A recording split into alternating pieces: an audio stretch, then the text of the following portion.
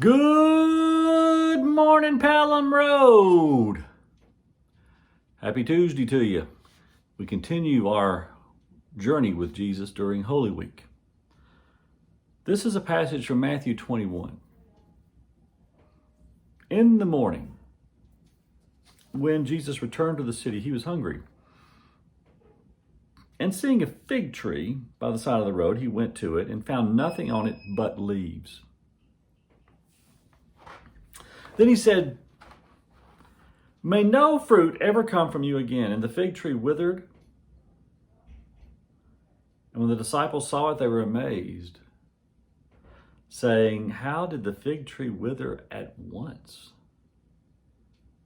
Jesus answered them, "Truly I tell you, if you have faith, do not doubt, not only will you do what has been done to the fig tree, but even if you say to this mountain, 'Be lifted up and thrown into the sea,' it will be done." Matthew 21:18 through 21.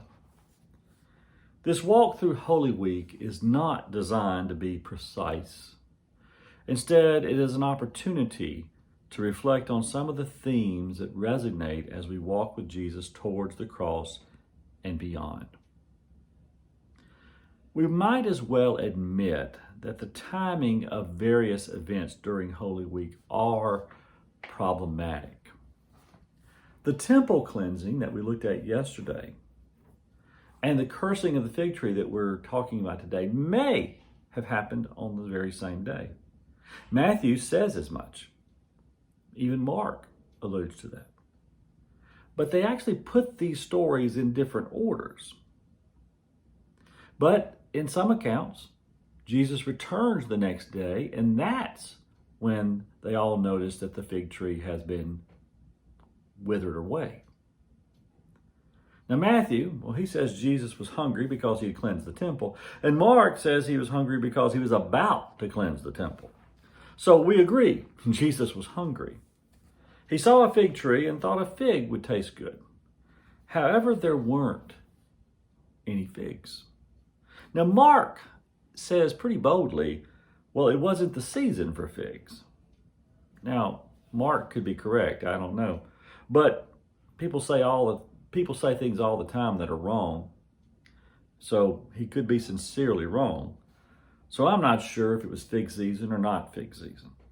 Despite Mark, Jesus curses the tree. "May no fruit ever come from you again." And then in some accounts right then, other accounts the next day, but the tree withered away to its roots. It's hard not to feel sorry for the tree. It was just doing what it had always done. It seems a bit unfair, actually, to expect a fig tree to produce figs out of season, if it was out of season. There are all sorts of ways we can interpret this story. As a sign of the human side of Jesus, as some kind of prophetic symbolism that doesn't have anything to do with fig trees or hunger, maybe a test for the disciples, a warning to the Pharisees, a description maybe of what he is about to do or just did to the temple, maybe the changing of the money changers, or the moving of the money changers out is a symbol of the cursing of the fig tree.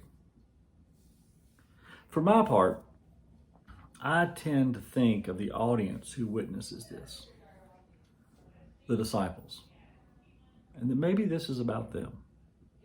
They've seen Jesus use his power to heal people's withered hands, restore sight to the blind, set the captive free. But in the last 2 days, they have witnessed Jesus' power and his willingness to reimagine the world, to overturn the way things are, to usher in a new way. For the fig tree, it may just be as simple as just being in the wrong place at the wrong time. For the disciples, it is 2 occasions of seeing when things have lost their purpose. When things have lost their purpose, the temple or the fig tree, that restoration begins with throwing over a few tables or with heavy pruning. Maybe that's something we need to keep in mind this holy season. See you tomorrow.